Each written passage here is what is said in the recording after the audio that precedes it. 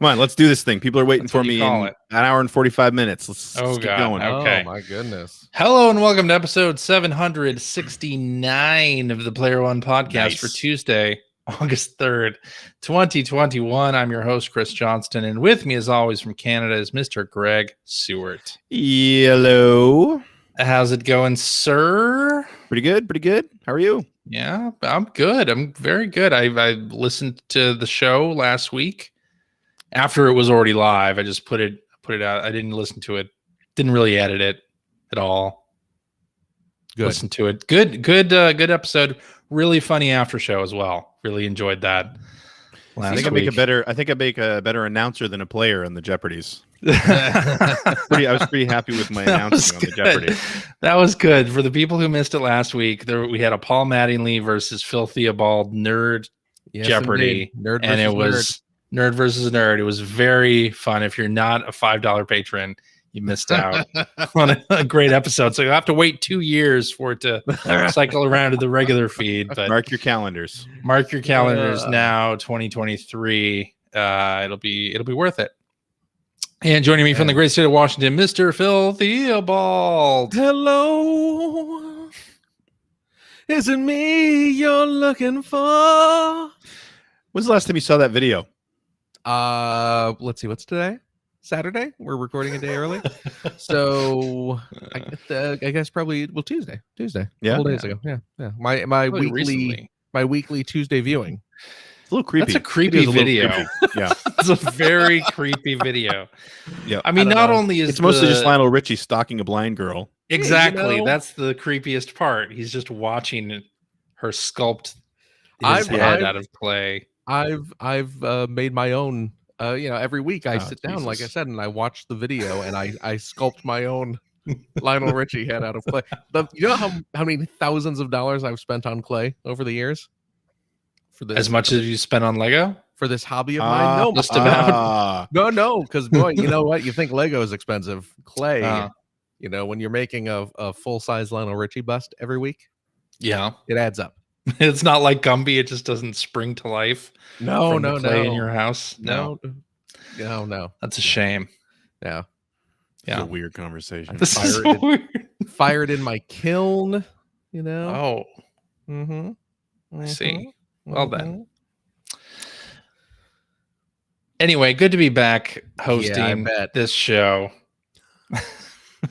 Let's talk about some video game news, shall we? Have you seen the new He-Man? Nope. I have not. I want to. You should. I've heard the internet chatter about it. But you're going to watch it anyway? Yeah. Don't listen to that. Watch it anyway. And it makes me want to see it more, actually. Good. See, the internet chatter about it makes me want to throw myself off a building. Well, There and you that go. too. Yeah. There you go. When the internet doesn't like something, Yeah. or when I like it more. Yeah, when a vocal part of the internet doesn't like something, I'll check it out. That's usually a sign that this is probably pretty okay. Probably not bad. Yeah. Right?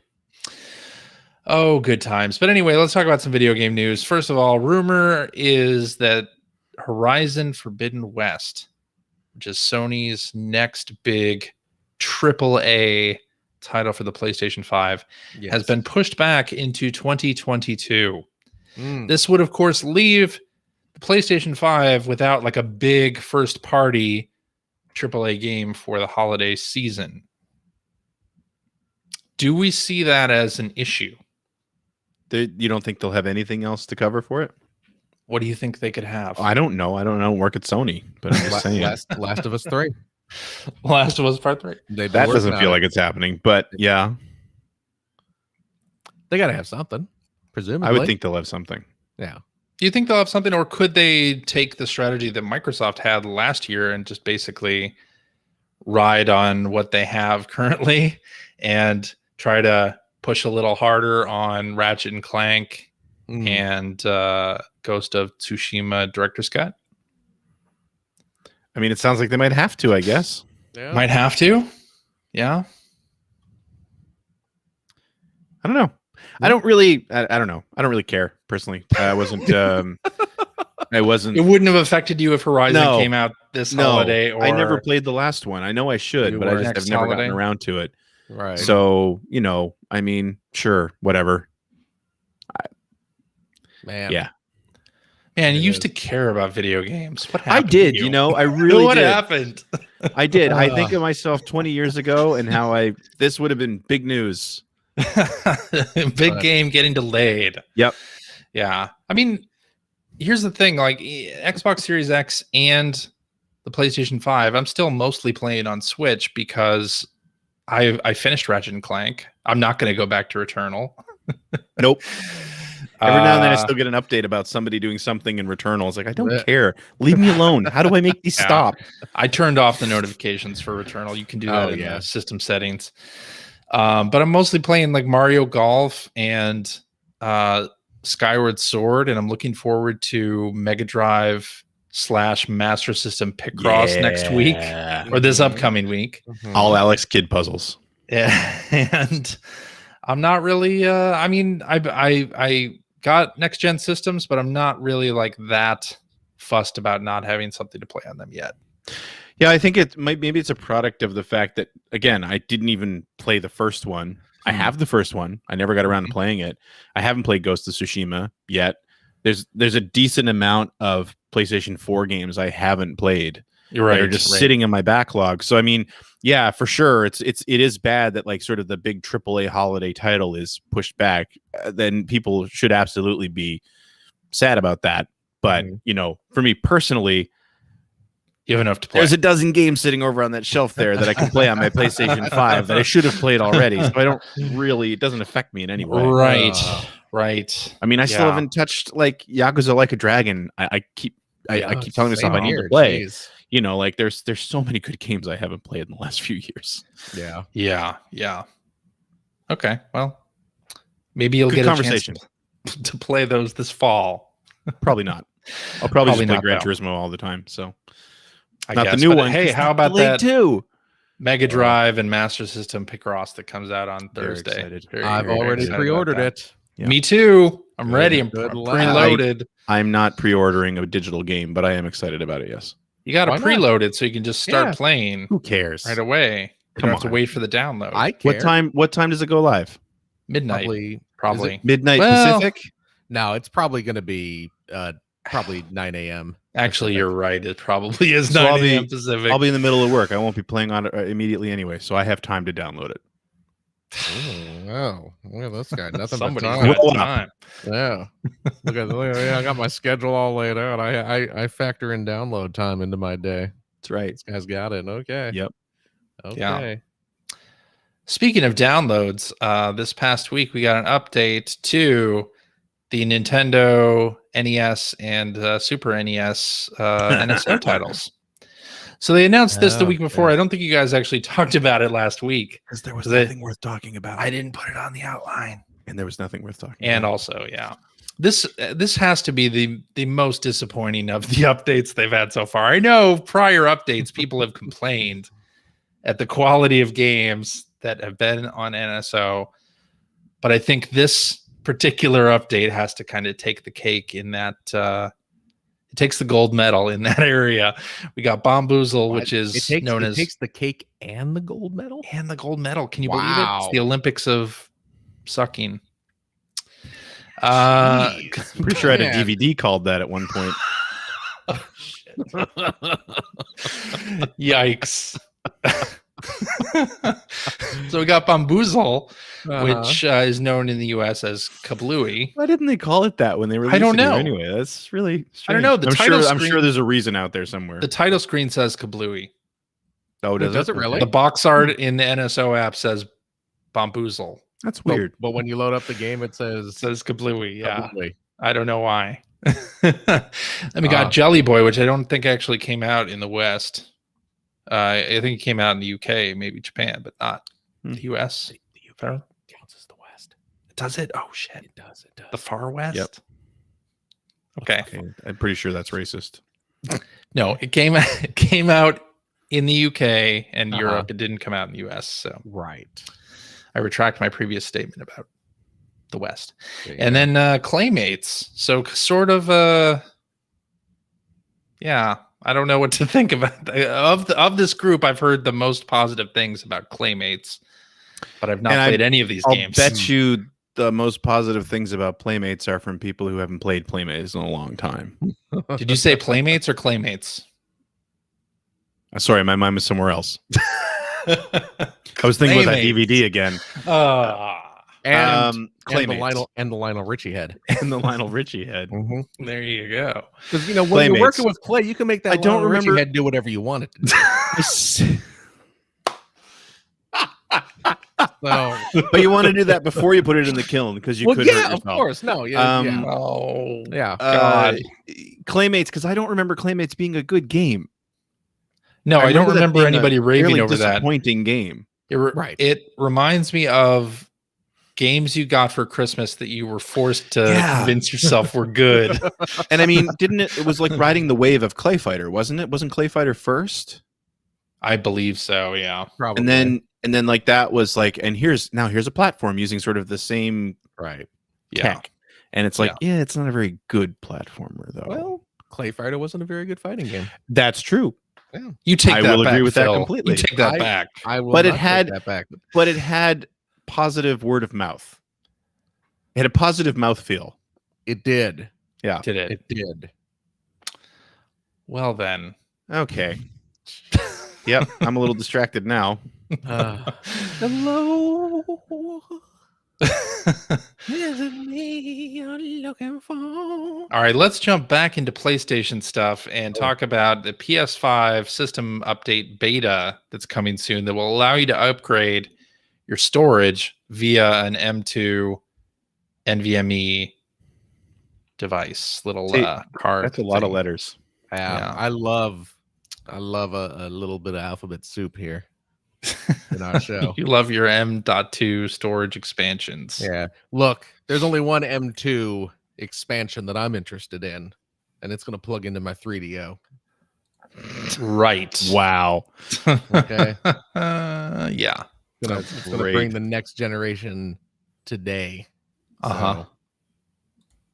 Well then. So I think it's a good time to check in on your storage, like how you doing storage wise on PS5. I have yet to actually have to clean my fridge on anything. Well, that would I just haven't downloaded very much onto the PS5. PS5 games. Right. Yeah. Which I have a few of. Yeah. I guess I deleted Destruction All Stars. but I even have Horizon Zero Dawn. No. And Ghost of Tsushima and Returnal, Ratchet, all those are on there. See, I'm just buying I'm still buying the physical stuff for that. So, Yeah, you know, but you still have to install it.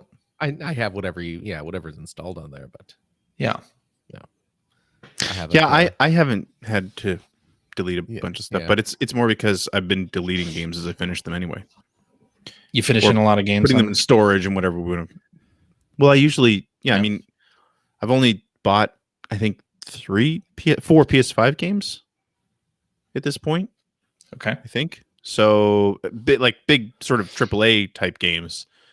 So yeah, I haven't really run out of space. I see. Wow, the conversation really stopped. Huh? Well, I mean, it's yay storage updates. Yeah. Cool, man. Okay. I love hard drives. That's my favorite thing about PlayStations are the hard drives. What are those letters again? M2 something or other. NVMe. Oh yeah. Yeah, all that. The E is my favorite part of that Is it? because it reminds me of the word excellent. Tell me more about that. Well, E, the second vowel in the English alphabet, right after A, but right before I. Oh, Yeah, you're the one who started this conversation. I did. Would you like to hear more about my kiln work? No. Okay. Okay. Okay. Sorry, hold CJ's distracted. Yeah, we're having distracted. some issues. We're having some technical issues here. on. I'm very distracted Yeah. suddenly. CJ got looking up that Olympics of Sucking DVD. Yeah, that's what it was. That's what it now is. He's checking his collection. He's checking collectors.com to see if he owns it. He doesn't Yeah. remember. Yeah. looks so nice. What? Your face, you look so pensive. So you can make it do this? All Oh, right. my. Yeah. I'm just gonna cut out this whole. Let's start the show over. Can we, please? All right. I mean, and to honestly, we've been a little distracted here, because there's something else that's going on. But going back to what you were talking about, CJ. So I haven't really paid super close attention to this, but I have seen sort of the things going around about how you replace the storage in your PS5 and everything like that. So this is an official thing then, right? Like this is how This you is an upgrade your official storage. thing. Yes. So, but are these? I haven't really checked. So are these hard drives or whatever memory that you can buy that aren't like They're not specifically for PS5, right? Like or are they? No, Okay. no, not specifically. How much are they? Are they super expensive? I wouldn't mind upgrading my storage. I mean, I have, I'm saying I'm not running out, but at the same time, I would also love to keep things there in case I do want to play them again. Right. I mean, the pricing on it is pretty comparable to what the Xbox storage expansion cartridge thing is. Yeah. So a little high, but not a little bit high. Like 500 gigs is apparently around $140. 1 terabyte is $240. So like maybe even a little more expensive than the 1 gig or 1 terabyte Xbox card. Okay. But it's more standardized. So the Xbox card is obviously a proprietary thing. So whether this non-proprietary storage will go down in price quickly or not is sort of still a question. Right. But it's probably more likely to go down in price than the proprietary cards. But I guess we'll see. Yeah. See, I'm still, I don't know, like I might still just, because ever since I haven't done this yet, but ever since they added the ability to put things into like cold storage on an external drive, I think I kind of like that more. But I don't know. I really like to get one of the drive expansions for the Xbox, but I don't want to spend the money on it right now because the same thing. I haven't run out of space on either of these consoles right now. Yeah. So. What I find a little more enticing about the Xbox storage expansion is that you can take any games that you have installed on it, you can take out of the Xbox and plug into any other Xbox. So if you're somebody who has 2 systems, you could install games on that, take it out and install it on not have to re-download anything. You could sort of use it as a transferable storage solution. And you can play directly off of that, right? And you can play directly off as opposed to the cold storage option that I was talking about. Right. And then, Sony, you have to, unscrew the system and install it that way. You can't pop it in and out like you can the Xbox solution. So yeah, pros and cons on both sides, really. Isn't the thing with the PlayStation, did I see something where you have to like get a heat sink and install it yourself? That I don't know. Okay, I thought I saw something about that, but possibly. Yeah, that would make it a little even less convenient. Yeah, exactly. Oh well, let's get into what you've been playing, and I'll kick us off since I wasn't here last week. I've been playing The Legend of Zelda: Skyward Sword HD, and I'm done with like the first 3 dungeons. Wow, you've really been playing it. The first 3 areas, and so I'm kind of on to the 4th now. And the way the game is structured after the first 3 areas, it kind of has you going back to some of the areas you've already been to. Okay. But doing some new things. So, and I have really been enjoying it in part because Fee, or is it Fee or Fi? I don't know which one it is. I think it's Fum. Fum? Fee, Fi, Fo, Fum? Okay. She doesn't... The whole family, yeah. In the original Wii version, she would pop up like all the time, and it would really like slow down the pace of the story, and that they've cut that down by a significant amount. Your sword actually starts to glow when she has something to say, and you can listen to it. It's like optional stuff now. They've made a lot of what she had to say optional, but a lot of it was she was just repeating what was already mentioned to you. So she still pops out of the sword and will talk, but it's more when she has like brand new things to share with you instead of repeating. Okay. So it's quite helpful. Well, that's good. Yeah, it's a good fix. I'm really enjoying the game. I am playing it with button controls, so that is holding down the left trigger or the top left button to run or to adjust the camera. And I find myself accidentally pressing that in other games as well. I think I mentioned doing it in Mario Golf. I accidentally did it yesterday in Sea of Thieves, and I was like, what am I doing? Like, I don't have to hold down the left bumper to adjust the camera in Sea of Thieves. Like, that is Have you but hit you get used to it. You start to get used to it, and it becomes a thing that you're have you hit 2,000 hours in Sea of Thieves yet? Yes. Be honest. Okay. Yes. Have you hit 25? We've gone over this. I'm at like Have I? 3,500. Are you okay? Why? What does this have to do with anything?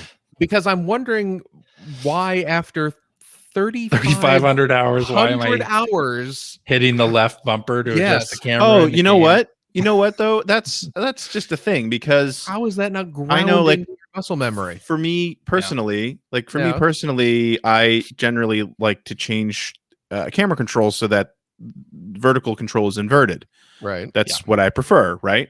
But having played every game since we had camera controls in like 3D platformers or whatever, that way, if I get a game that I either don't change it right away for some reason or you can't, it only takes me about an hour and I adjust to it becomes muscle memory that I need to push up to put the camera up and down. And then if I switch to something else that I've played a ton of that I have it set the way I want, I will screw it up.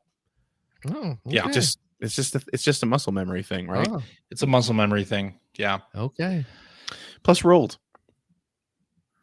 Plus what? We're old. You're old. We're old. You're older than me. That's true. I'm young at heart. I'm younger than both of you. Mm-hmm. A weird way to say immature, but okay. Yes. But I'm quite enjoying Skyward Sword. I think it is after game. It's a really good game. It's a really good Zelda game. And in part, it's because the overworld still feels like a dungeon. Like before you get to the dungeon, there's always like this separate area, whether it's Elden Volcano or the Faron Woods, where that playing through that area still feels like a dungeon. There's still puzzles to do there before you get to the dungeon.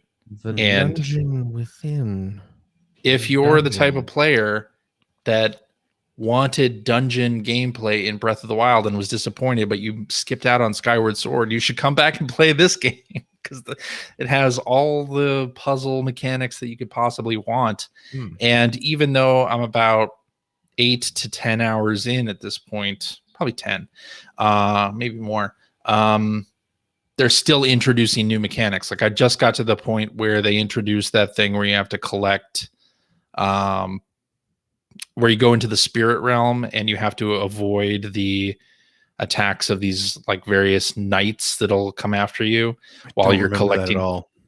Yeah, it happens after the first 3 dungeons. So if you didn't play a whole lot of Zelda, I played through it, but you played through it. Okay, you'll remember it when you get to that point. Okay, because you have to run away from these enemies you can't defeat that will chase you until you collect the next collectible. So okay. And in the first area, you have to collect 15 of these little like teardrop things.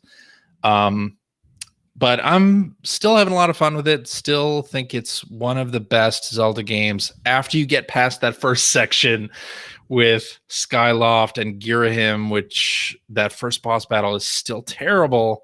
Once you get past that, everything else is much, much better. And maybe it's just because I'm getting better at the sword slashing with the right stick, but probably not. It's probably just that the later parts of the game are better than that silly Girahim fight. Yeah, I don't know. I know we talked about this previously, but I don't know what they were thinking with that. I don't either. There is no with every other enemy you encounter, there's a very, very clear tell where you should slash. Yeah. It seems like such a misfire. No tell. Yeah, such a misfire, and just you don't expect that from Nintendo. Yeah, it's a huge misfire. And they didn't even solve it in this one. But get past that, and then you get to the good part of the game. So, and then I also played a game called Last Stop, This is on Xbox Game Pass. And it's Mhm. a graphic adventure by the folks who made Virginia, which I never played. Never played Virginia, but I had heard good things about it. Last Stop is sort of, it reminds me of a Telltale game in that you have dialogue choices and there's sort of branching narratives. The way they have it set up is that it tells this sort of supernatural tale. I don't even know. I've seen the supernatural elements of the story, but I don't really know like what's happening exactly in the point where I'm at. Yeah. But the way it does it is you do it from like 3 story perspectives, and apparently towards the end they all like come together and join up.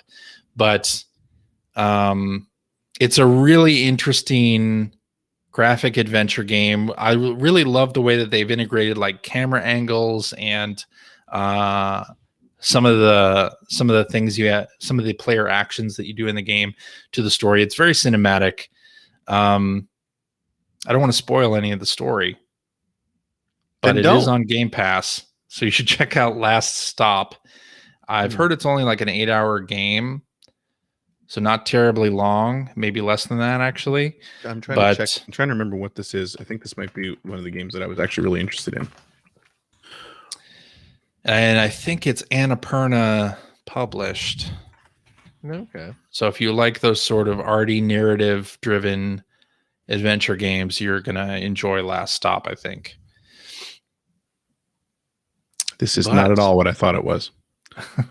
Yeah, I hadn't really seen very much coverage of this game at all, but it is on Game Pass, so of course I gave it a shot, and it's pretty enjoyable. Yeah. Yeah. So I have too many old PlayStation 4 games to play. I won't play this. Yeah, I played it via game streaming, which worked really well for a narrative game. Yeah, it would. On my parents' Wi-Fi, which was good enough to there you go. Allow for it. But anyway, that's all I've been playing. So Greg,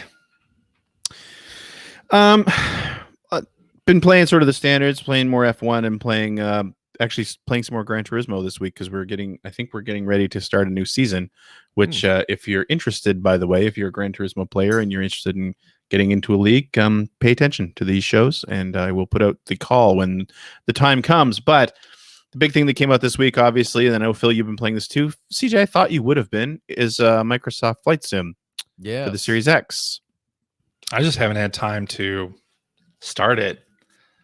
I downloaded it, but haven't had time to start it yet. This game is real pretty. Boy, it is. My goodness. Yeah. And really difficult to control. It is not intuitive. Yeah. So describe what you were seeing, Phil? You're saying you were dealing with, and you're not the only person I've heard say this, you were dealing with some lag when you were playing at first? Like on the menus, which was crazy. I'm get to the title screen and then it brings up the screen where you can select do you want to do the training mission or do the fly by landmarks or whatever, and just jumping through those menus, just lagging like crazy. And this was launch day, so I don't know if a lot of people signed on or whatever. Yeah, but yeah, and I as you and I were discussing, I don't know if this was on Slack or over Twitter or something, but I must have just, in fighting through the lag, I must have ended up in some menu and turned off some guidance stuff, apparently. Because I feel like that has to be what happened. Because yes, you were describing a tutorial, the tutorial that teaches you how to taxi out onto the runway. It's actually a whole series of tutorials that teaches you how to taxi out onto the runway. Yeah. And you were saying that you didn't know where to go. Yeah. Which I found very strange because there's a big, almost like Forza style racing line set of 3D arrows on the ground that tell you where you need to go. That was not my experience. I started up because I was like, okay, I'll do the tutorial, learn how to play this. I'm going to take it seriously. And it puts me in the plane. I'm sitting there at an airport staring at some hangars. And it's night. Which that makes it more difficult. I don't know why they made the very first tutorial at night. Could you have set it on? And I don't know if this happens in the tutorials, but maybe you changed the settings so that it was like live settings. Maybe could have been because it was at night. This, this was at night, but yeah, I'm flipping around and it didn't tell me what any of the buttons do, and I finally figured out that, like, what is it? Clicking the left stick brings up the little menu at the top of the screen. Turns you to cursor mode. Okay. Yep. And then yeah, like a little, I have no idea what any of these things do. And then finally it brought up the little, oh, here's how you turn on the engine. So I turned on the engine, and it's like, oh, hit this button to start moving, and then it just says, like, taxi, tune into the radio to request clearance or something. Oh, you're on, like, advanced settings. Really? You're doing way more than you need to do. Because I was like, this is what is all this? Yeah, no, that's yeah. You've got it set to, like, advanced. Okay, this is why you don't know what you're doing. I got to tinker around in the menus some more. Yeah, and because, like, for me, I mean, in that tutorial, it had, like, the arrows on the ground, had big boxes on the ground where you needed to stop, and all I had to do was turn up the power of the engine, which is just by holding the A button, right, and then use the rudder left and right to turn the plane, and then hold X, I think, to use the brake, and that's it. That's all you do in that tutorial. Okay, see, I gotta so yeah, like, you asking for clearance and everything, like, that's not a thing. Yeah, I must have ended up in some sort of advanced tutorial or something. And yeah, like, going to, like, the free flights and everything, same thing. Like, the settings that I have it on, which is just, I think it's set to casual or something like that. Right. I think is what it's called. Like, when I go to start a flight, I'm sitting on the runway. Yeah. And literally all I need to do is release the brake, which is left on the D-pad, turn up the power, and again, when I have enough speed, pull back on the stick, and I'm flying. And I think I have to retract the flaps and maybe the landing gear, depending on the plane at that point. But that's it. Like, that's all you do. All the radio chatter is taken care of on its own. Yeah.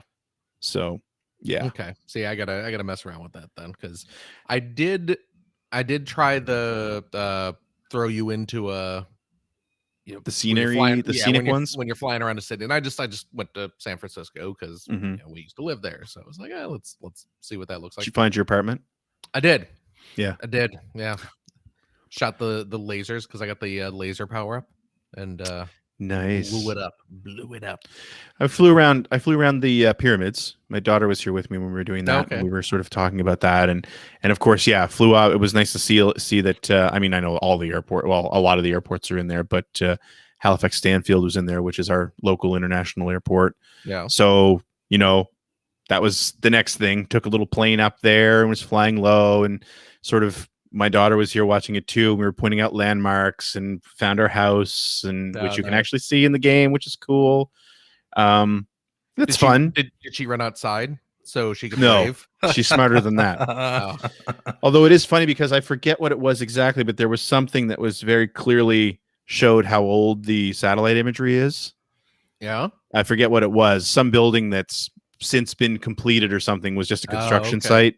Oh, something along those lines, but whatever. I mean, it is what it is. But man, my two impressions of it are, like I said before, it's gorgeous.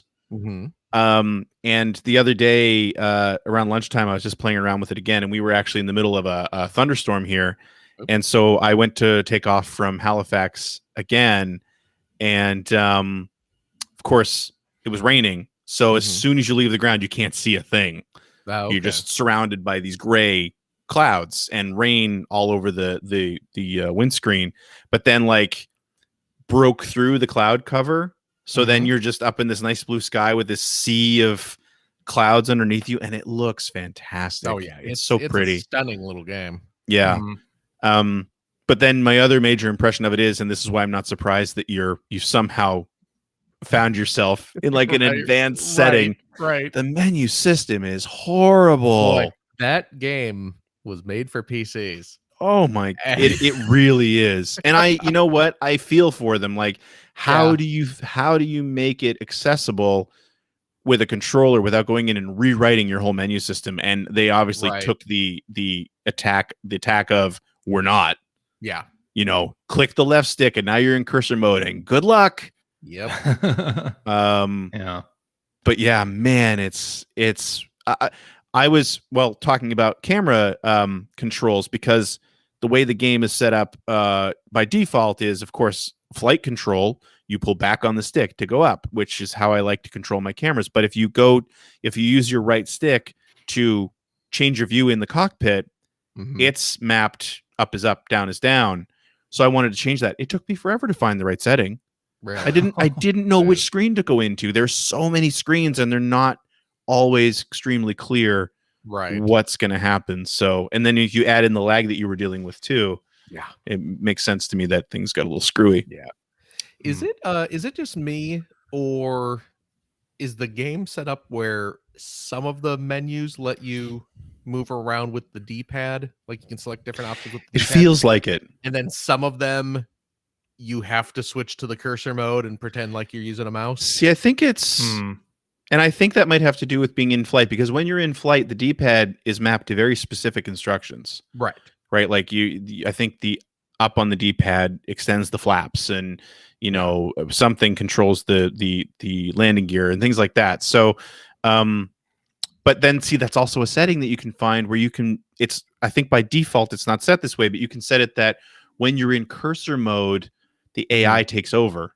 And it's basically autopilot, but it's not set that way by default. You have to find that setting and turn it on. So I think maybe if you turn that on, then the D-pad wouldn't be mapped that way. I have no idea. Okay. Right. But yeah, that's the only thing. But I have had fun just screwing around with it. And they have some missions in there that you have to, here's this long route that you need to navigate through. And there's some achievements attached to it and all that, which is nice. But I don't think that that's what I'm ever going to be playing this game for. Right. I think the biggest challenge is that, man, figuring out the instrumentation in each different plane. It's really hard to find what you need sometimes. Yeah. But when you do, I enjoy just, like I say, screwing around with it. And it's been fun to fly over landmarks that I find interesting. Right. And, I might do something a little bit further with it, maybe set up some interesting flight paths, but otherwise, like somebody in our chat, their Shifty D-pad in the chat is saying like it's a tech demo for me. It really does feel like a tech demo. I mean, it's I love that you put in the agreed instead of chat moved too fast. Mr. Coffee, Mr. Raider also said it feels like going to the museum. And yeah, very much. But I can see, there are a certain kind of people that really get into this stuff. The same type of people that get into like the train simulator games as well. Like, it's extreme realism over everything else. But I love that. That's the reason I didn't want to pay any money for it. I'm happy that we get to play it on Game Pass because I want to experience it, but I'm not fanatical enough about it. Excuse me, to buy it. Right. Excuse me again. Oh my. Anyway, yeah, that's really what I've been spending time with this week. All right, Phil. Yes. What do you got for us? Well, in addition to Microsoft Flight Simulator, I was very excited personally because on the same day I received for the Switch my copy of Samurai Warriors 5. Whoa. Which, it's like that Hyrule Warriors game that you're so into, CJ. Yeah. So you should be very excited about this. You should be very excited about Samurai Warriors 5 because it's just like that Hyrule Warriors game that you just kept going on about. Yeah. But I love kind it. Of like a sort of historical. Not interested. Really? Wow. It's weird. Oh, I do have a question for you though, Phil. So you bought this on the Switch, but it came out for everything. Are you a little worried that the Switch would be less technically capable of portraying your historical battles on the screen? I'm immensely worried about it. Actually, it's been a troubling few days. No, because Age of Calamity, the Hyrule Warriors game that came out last fall. I didn't want to talk about this, but my son is in the hospital right now. But it's the Samurai Warriors thing that's really got me. Oh, damn! Staying up at night. I figured. I hope the frame rate's going to be okay. Yeah. Jeez. Oh my god. So you don't care about that? My son is fine, by the way. He's over at his friend's house right now. He's having a good time. Jesus. No, because it came out for. Well, it didn't come out for the current gen. It's like it's not on PS5. It's a PS4. I know, but you can play it on your PS5. How? Did you know that? No. You can play PS4 What? games on the PS5 via Yeah, back it's to true. back. It's true. You idiot. I know you Five's- couldn't play PS3 five's- games on your PS4, but Five's a bigger number. That's not the same system.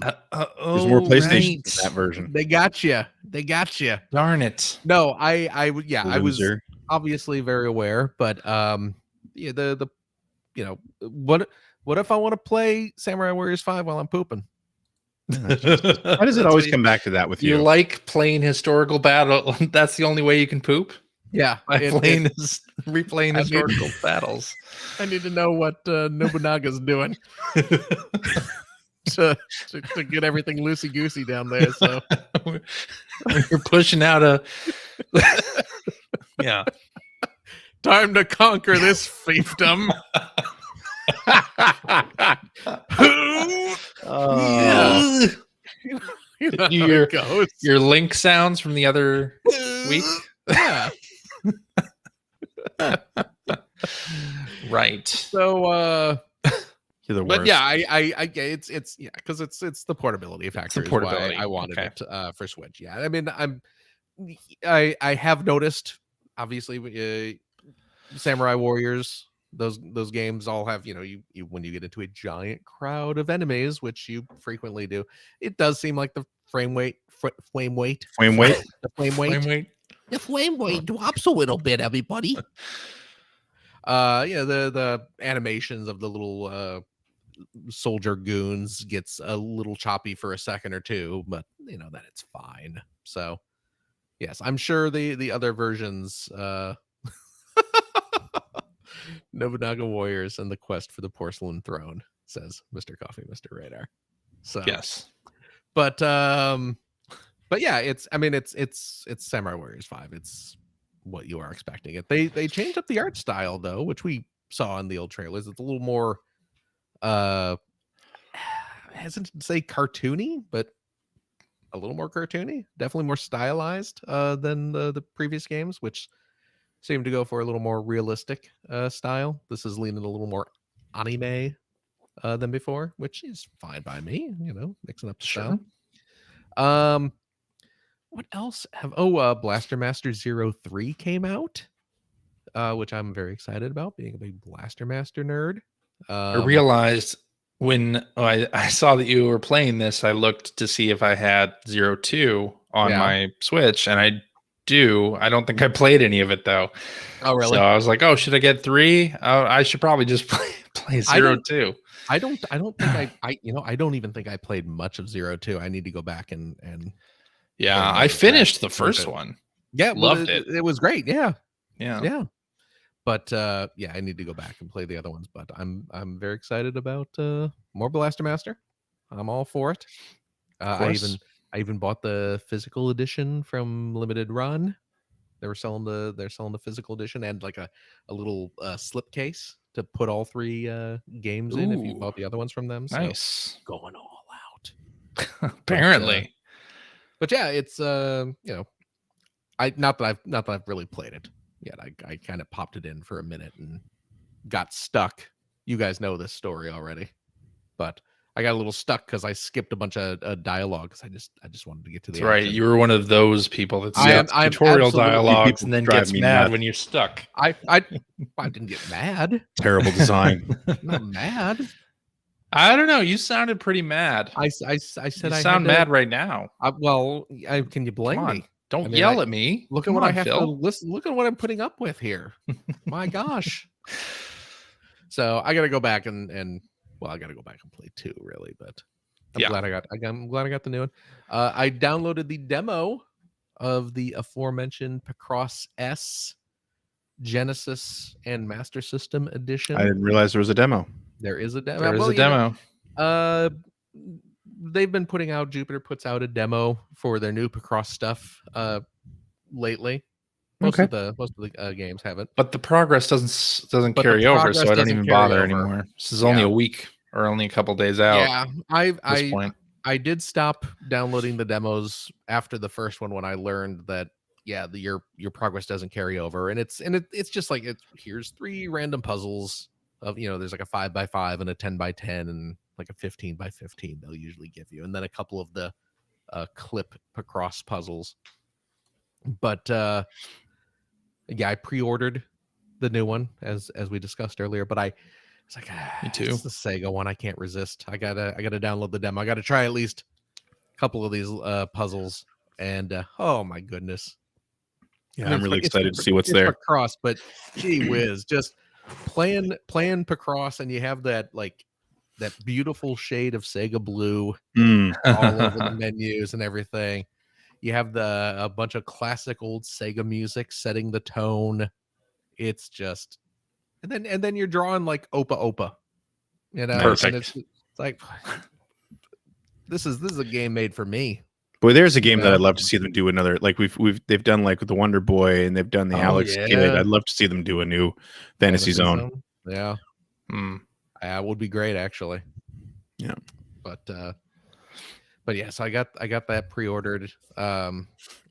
And then that's really been about it. I did pick up. There's another game that came out for Switch, and I bought it. It was like $7 maybe. I haven't had a chance to play it yet, but you guys might be interested in it. It is called Pixel Puzzle and Watch Collection. Have you seen? Never heard of it. I have seen this. Yeah. About this? So it's you like that? Haven't heard that in a while. Oh, yeah, I bet you didn't. I bet you probably meant it there too, buddy. Pixel, Piczle. Not an easy word to say. Pixel. Puzzle and Watch Collection is a collection of 3 knockoff Game and Watch type games. Oh, interesting. Yeah, and they're actually presented like on a little device. There's a frame around the screen where it looks like an old Game and Watch love that device. Yeah, not the official branding. They're called Puzzle and Watches on these, but they are set up like the old LCD games. One of them is a Picross game. So it's cool. Like did see that. Yeah.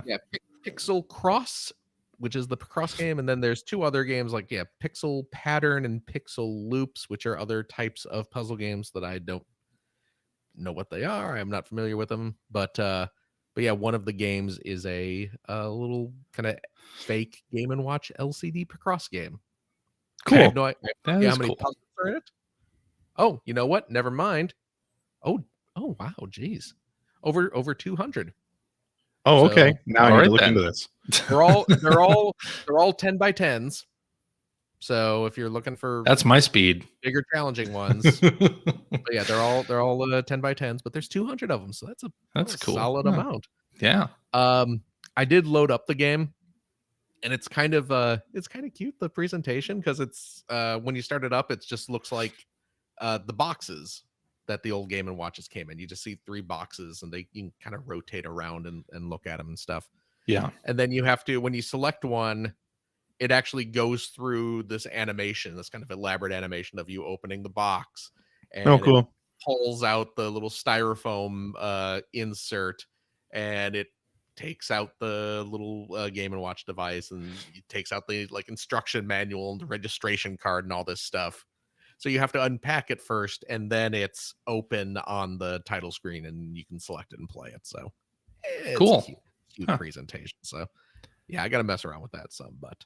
Well, and don't forget, Alone with You came out on Friday. We're recording on Saturday. I've not yet had time to spend with Alone with You, but yes, indeed, I did. My pre-order of that did activate. So yeah. I got to sit down and play that too. My wife, I showed her the trailer for it, and she was just like, "Oh, this looks like it's my kind of game. I should probably sit down and play it too." I was like, "Hey, might as well." There you go. Might as well. Yeah. So yeah, that's what I've been playing. This week. All right then. There you go. I guess it's time for tweets. Tweet, a tweet, a tweet, a tweet, a A tweet. Of course, I don't remember which ones you guys did last week, so I'm just looking through the list. Well, we'll let you know. Maybe. Please, if we remember. Yes. do. All right. Hacker alias P.O. Rowe says, Yeah, we did that one. The Ascent appeared on Game Pass this week. It's great. Does Sony have to come up with a real Game Pass competitor if it wants to remain competitive in the PS6 generation? Whoa, already going to PS6. My gosh. Wow. Completely blowing off the PS5 generation. Yikes. That one's a wash, apparently. Do they need to? I don't know that they...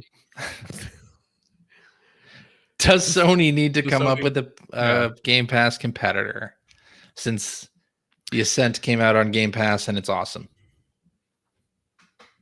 I don't think so. Feels like two different business models. No. Really. Good talk. No, I mean, like Sony's, I don't know. Wow. I mean, snippy this morning. My yeah, goodness. I know. I don't like recording with early day CJ. He's What are you talking about? Come on. Yeah, he's a prankster.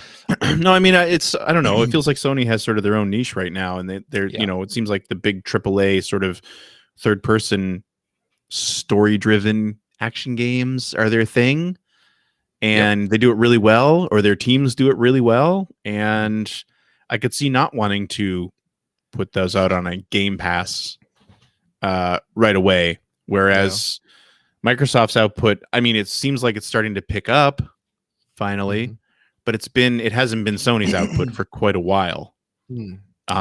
Is my feeling. Now, you know, I'm sure somebody will tell me that I'm wrong, and I most likely am, but that's my feeling on it. And so Game Pass has kind of kept them moving forward in a different way. So, you know, I mean, it'd be great if both of them had, and yes, I do know PS Now is a thing, if both of them had similar services, but I don't think that Sony needs it.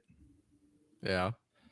No, and I think there was a quote from Sean Layden this week that you can't, like, Sony's business model is funding these high budget AAA games. Right. And he said you can't make a game for $120 million and then give it away for free on a $10 a month subscription service. And I think that's true. It doesn't make sense in terms of Sony's own business model. But I think the way that Microsoft's been handling it is that, yes, okay, they do these higher budget games on Game Pass for $14.99 if you have Ultimate subscription price, but then oftentimes their games are such that they are meant to have longer legs. Like, I'm not even talking about Sea of Thieves, but Sea of Thieves is a great example of that. I think Halo Infinite is going to be another example of that. I wouldn't be surprised at all to see more content come for Psychonauts 2 or something like that. But they have, you know, Grounded. They have, you know, all of these RPGs that are coming. They're going to have Forza Horizon this fall. 5, yeah.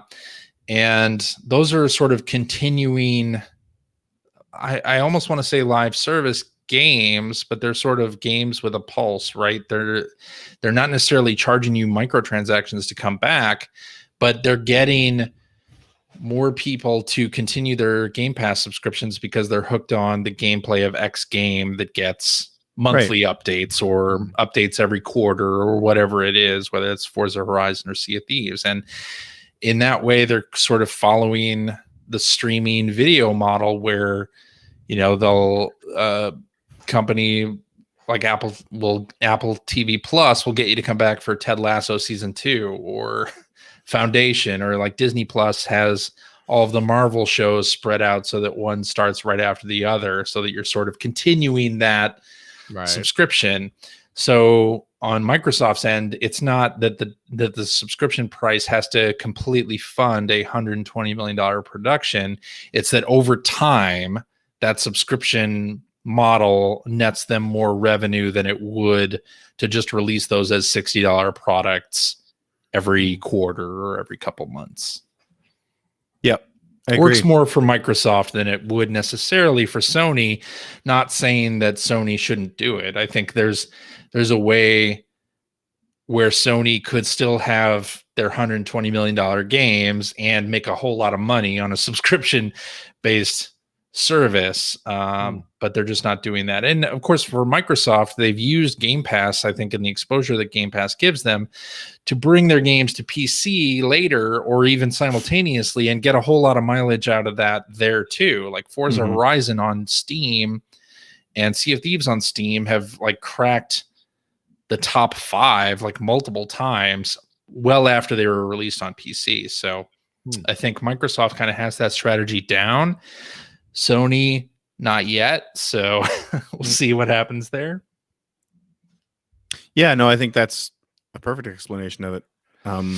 You're right. As far as like, it seems like Microsoft's definitely seems more into the service games thing. Like we were talking about Microsoft Flight Sim as well. And I mean, when you jump in there, it doesn't take you long to see, oh, I could spend $20 on this and $15 on that. And you know, it's like, yeah, the game that I'm playing now, I got from my subscription fee, but there's a lot of extra content in there that if I get hooked on this, I still don't necessarily need to buy the game. Right. Although you also have the sort of Damocles hanging over your head that it might get delisted at some point, as is happening with Forza Motorsport 7. But yeah, I don't think that game was ever on Game Pass. Was it? Yeah, it's on Game Pass. Was it? It is? Okay. It won't be after September. Okay. Or anywhere else. Ho, ho, ho, ho. Well then. But the Game Pass games, you get a discount on DLC and on the game itself. Oh, right. Nice. Okay. All right. Let's do this one from hacker alias Megaball, who says, I bought Sakuna Rice and Ruin only because it was super cheap. Don't have any immediate plans to play it. Have you been in a similar position lately? Most of my 30s. I mean, I'm only partially joking. I've said that before on the show, is that I spent a lot of time after I left the games media buying everything that I was even remotely interested in, which has led to a massive backlog that I've never been able to, you know, play through. So I tend not to do that so much anymore, but yeah, it still happens. Like if you find something that you kind of have a slight interest in, and it's like, for me, like $15 or less. Yeah. That's $15. Why not? You know, so definitely do that once in a while. Yeah. But it has to be below that. Once you get into like the $20 range, I have to be really interested in it. Before I'll pull the trigger on it. So I picked up Lego Pirates of the Caribbean this past week on Xbox because it was like $7 or something like that. Yeah. And my daughter has been rewatching the Pirates of the Caribbean movies and she's into it. And that's an old Xbox 360 game that is now available on backwards compatibility. So just picked that up on Xbox One, and she and her friend like played it all day the other day. Oh, nice. Yeah. What did I picked up like a week or so ago for Switch, because it was again like $7 or whatever. I bought the Scribblenauts. Oh, right. Yeah, it has like two of the what is it, Scribblenauts Unlimited, I think, and then the DC one. The one with all the DC Comics characters. And that was on sale for super cheap for that 2-pack of games. So I was like, you know, I vaguely remember because I played the original a bit when it was on DS. That was a DS game. And I was like, oh, that was, you know, it was fun. It was cute. So I don't know when I'm gonna play it. I don't know if I'm gonna play it, but it's like it's cheap. I'll pick them up just to goof around with them. So there you go. Yeah, it's kind of a good segue into this tweet from Hacker Alias I finally watched, who said, listening to an old episode about Shadow Complex, half the crew didn't buy it. Phil, because of the $15 price tag. My question is, what is your impulse buy price nowadays? And Greg, Simpler you said times. $15. Yep. Now, To be fair, that's $15 Canadian. Yeah. Oh, that's a good point. I was gonna say $20. Yeah, I think 20 bucks is about my range as well. Like especially if I've heard good reviews or like word of mouth about a game and it's between 15 and 20 bucks, I'll still buy it. Or if it's like a $24.99 game that is on a discount under $20, so right, I get 20% off or whatever, I'll pick it up. And that and part of that is Shadow Complex came out in 2009. Right. But you'll remember, so quite some time ago.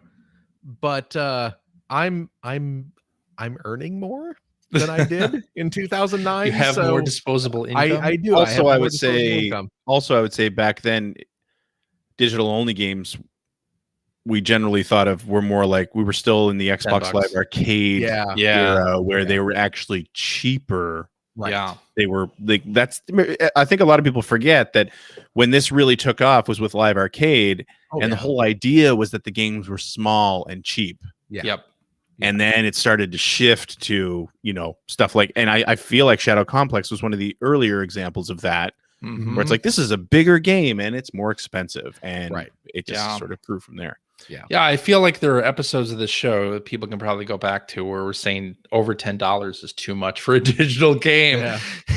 Because it was at one point. Oh, yeah. At one point, it felt like it was too much. Right. Exactly. Because you couldn't resell it or whatever. And then around 2010, when I decided to go all digital for every system, I started buying even $60 games digitally. So yeah, crazy. But I'll frequently buy impulse. You're right, under $20, and digital games that are even close to 30 or 40. I won't really be too upset about. Yeah. All right, let's do this one from hacker alias SMBCMR, who said, I recently learned that Greg likes Faxanadu, which I think is Xanadu. Whatever, just say Faxanadu. Which in my opinion is a very overlooked game of the NES days. It was featured heavily in Canada's first Nintendo Power, after all. Which 8, 16, 32-bit game are you a fan of, which may not be so universally praised? Can I just say, what he said is the whole reason why I ever even tried Faxanadu. Was because of in that first issue of Nintendo Power in Canada. Yeah. I mean, sure. There's probably a lot. I wish I could remember them. High Seas Havoc. Haunting starring Poltergeist. No. There it is. There it is. Yep.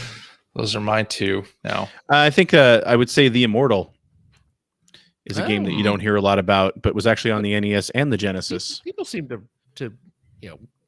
people seem to know about it now. Super talked about, but people have fond like the people who do remember it have fond memories of it, right? But that's the thing. I don't think that there are that. I think it's an infamous game, especially because of the Genesis port on the consoles. I mean, I'm sure the PC was the same way. The Genesis port was quite gory. Yeah. But yeah, that springs to mind. Yeah. Stunt Race FX. Jesus. Stunt Race. Okay, if we're going to talk about bad games, I'll say Batman Returns on the Genesis. There you go. I'll still go to bat for Zany Golf on Genesis. It's not a great port of that game, but I absolutely adore Zany Golf. Something about something about the look of the game. The soundtrack is fantastic. But it plays kind of poopy. The frame rate is well, it's funny because the episode of Generation 16 that I'm working on is actually the final EA released game. Oh yeah, in the first year that they were releasing games for the Genesis in 1990, and they released 7, I think, total. And boy, looking back on those now, can you ever tell that those games were turned around in a matter of months? Oh yeah. Like I spoke to the developer that worked on the port that I'm covering in this latest episode, and he said like this thing was ported in 3 months, and not all 3 of those months were spent on the actual work of porting it. A lot of it was figuring out how to even just get the system to work. Right. So Yeah, Man. you can. And Zany Golf is a great example of that because you go back and play that. Boy, the frame rate is rough on that game. It is rough. It is, but it is absolutely fun. rough. Yeah. But it's not great, but I still love it. Yeah. But yeah, no, I was being serious when I was saying that Batman Returns falls into this category for me, the Sega version, Right? because it's ugly. I mean, it's real ugly, and it when you first play it and you don't understand how it is meant to be played, it's not good. But when you wrap your head around the idea, at least this is what I've always thought, you wrap your head around the idea that the game is actually a lot about using your different weapons, like using the utility belt a lot, and get out of the mindset that I've generally always played games in and was definitely playing back then, which is like, well, I saved my weapons for bosses. Right. You know, I saved my special weapons for special occasions. It's like, no, you don't want to be punching and kicking everything in this game. You want to be using the homing batarang and the regular batarang and the grappling hook, and like you want to be using it constantly. That's the reason why there are weapon pickups all over every level. And once you figure that out, the game is really enjoyable. But man, if you don't figure that out, you turn it off after the first level. And again, it's not helped by the fact that the graphics are not pretty and the music for the cartridge was pretty awful. The music on the Sega CD version was fantastic, but you know, anyway, that always sits with me because when you say Batman Returns video game, you immediately think of the Konami game because it was beautiful and it played really well, you know, and it sounded great. So then you compare it to this chintzy little Genesis game that just didn't, but it was actually a really good game. Okay. I think that's a good place to stop. Well, all right then. Alrighty, and that is our show for this week. Thank you very much for listening. If you have a question for us or would like to comment on something you heard, you can direct that to @P1 Podcast on the Twitters, or you can go to our internet website at player1podcast.com. There you'll find our contact information. You'll find new episodes of Generation 16 as they happen. And if you go to that channel as well, you'll or if you go to the channel where those episodes are housed, you'll also find the top 100, my top 100 games video. Oh, that's right. And I also just posted the video of the first Player One Podcast Gran Turismo League race from last season that I think looks pretty good. You should go check it out. I'm planning to do my beef video with your top 100 soon. That's good because we can feed off each other and we'll feed off each other. And then Can you believe this top 100 from this so-called Greg Seward? And then I'll just do. You know what? Let's do our thumbnails right now. What's the facial expression you're going to use in your thumbnail? And I'll be just like, in my response to your response, my retort. Do I have to follow up with my like? Yeah. Like I'm shocked. I'm shocked at your. Oh man, we're gonna make millions. Yeah. It's gonna be good. It's gonna be good. But yes, check out Greg's top 100. I'm sure you'll find some games in there, some racing games in there to agree with Greg. You'll laugh, you'll cry, you'll kiss 90 minutes goodbye. There you go. You won't believe how it ends. You'll also the top find 100 video doctors don't want you to see. In our show notes, you will find a link to our Discord server where you can discuss this episode with us and our other listeners. If you would like to subscribe to the Player One Podcast, you can do so by visiting player1podcast.com or by loading up your favorite podcast listening application. We're also on Stitcher Radio. We're on Spotify. You can like us on Facebook. You can watch video archives of our show on the youtube.com/P1 Podcast. You can watch us live most weeks on the YouTubes, on the Twitters, on the Facebooks, on the Twitch.televisions, just about everywhere. Follow our Twitter account, which is @P1 Podcast, to find out when we are doing our next live show. Typically, not this week. This week we're doing it a day early and hours earlier. $1 short. And well, we're always a few bucks short. My goodness. Typically, it's Sunday nights at 5:30 specific time. Not the case this week, but most weeks. But that's why you follow our Twitter account, to find out when we are doing it. So please do. And if you like what you've heard, and how could you, head over to patreon.com/P1 P1 podcast. Throw a few shekels our way for helping us keep our show alive. That's what it does. It pays all those costs of running a podcast and keeps the lights on, keeps us streaming it every week. When Phil needs a new microphone, look at that. Great example. Remember my busted ass mic from last week? Yeah. Boom, boom, boom. Gone. It's gone. Actually, it's not gone. It's right there. It's right here in case I need it for something. Yeah. But now I have a new one that actually functions. So That's good.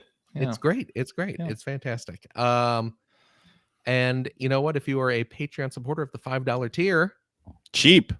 you gain access to a special weekly bonus episode. We record it right after this, where we play games, crack wise, have fun doing all the stuff we can't do on the regular show. CJ, do we have a game for this week? We do. It's an EGM review quiz from August 1996. Oh dear God. August 96. Yeah. That's roundabouts when you and I started at EGM. Almost. Right? Not quite, but Were we right a little- around that time. Were we a little later in the year? We were a little later in the year. Yeah. Do you know the issue number that this I is? don't. Okay. Because Not Phil wants offhand. to go and look up the review section real quick. No, I don't even know where my EGM collection is at the moment. It's probably in my storage unit. But because the first issue where I had stuff in was issue 87. I think So, we're getting to that point. fantastic. So, Fantastic. yeah. So yeah, join us for that. And if you want a taste of what those after shows are like, CJ, every Thursday we'll put one of our old shows from a couple years ago up on our regular podcast feed, so you can hear what they're like and enjoy them, hopefully, and then tune in to the new ones as a Patreon supporter. And you know what? If you have a couple bucks left over, head over to patreon.com/generation16 to help support Greg Stewart's outstanding, and it is outstanding, web series about North America's favorite runner-up, the Sega Genesis. Thank you, Philip. And if you are a supporter of the $5 per episode variety, Also cheap. you get access to my weekly vlog called the Weekly Commute. I was just about to say Daily Commute. Wow. Weekly Commute, No. where I sit still and safely to talk about how the latest episode is going, the other videos I'm working on, what I really think about CJ and Phil, and so much more. Mhm. Please consider supporting the show. Yes. And You won't believe what happens next. number 17 will surprise you. That's good. Thank you. I guess that's it. CJ, thank you Thank you, Phil. for this early afternoon record. I don't know what I'm going to do with my Sunday nights. My goodness. I know, right? Man, oh man. Time So to much party. freedom. Gregory, Yo. thank you as well.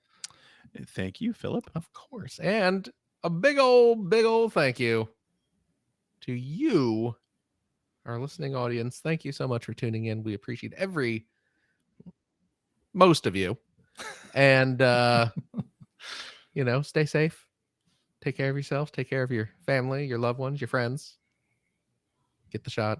Wear the masks, and we hope to see you next week. Bye-bye. Hugs Bye. and kisses. Bye-bye.